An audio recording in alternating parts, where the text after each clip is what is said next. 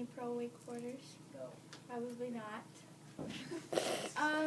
Today I'm going to teach you how to wakeboard. I've been wakeboarding since I was like, I don't know, second grade-ish. And I learned off of a sand beach, but you can learn in a lot of places. First, I'll teach you your positioning and how you need to stand, and I'll show you how, and then I'll give you some tips. So, and what type of wakeboard you need. My wakeboard's a 134. It depends your weight, how long it is, and there's a bunch of different styles from flatter to more roundish. And when you're first learning, it's easier to have a longer wakeboard than a shorter one. I know when I learned, there's types for beginner and more advanced wakeboards. So, positioning wise, when you put your feet in, it's not a normal shoe or a boot. Your feet are more slanted forward, so you're gonna fall forward. And they're harder to put in because they want your feet to be sturdy so you don't lose your board. And usually when you're wakeboarding, putting your boots in, you dip it in water so your feet will go in easier. And you tighten them. You can also position your boots which way you want it, depending if you want them in more, outer, or whatever way. I don't really position my boots very often, but when you starting, when you're getting on a wakeboard, you're obviously laying in the water, and you're I don't want to. You are sitting like this, but you're laying back. So it's basically you're laying with your feet up in the air like that, and so you don't want to start straight forward because then it won't pull you up.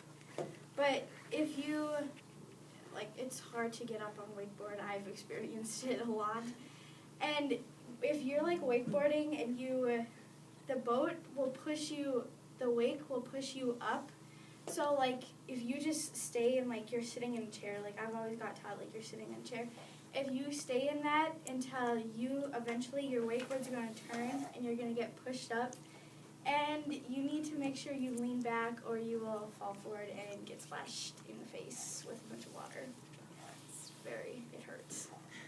And then when your arms, you want them, you need to make sure that they're bent, they're not straight forward, because you need it closer to your body so you have more control of where you're going and what you're doing.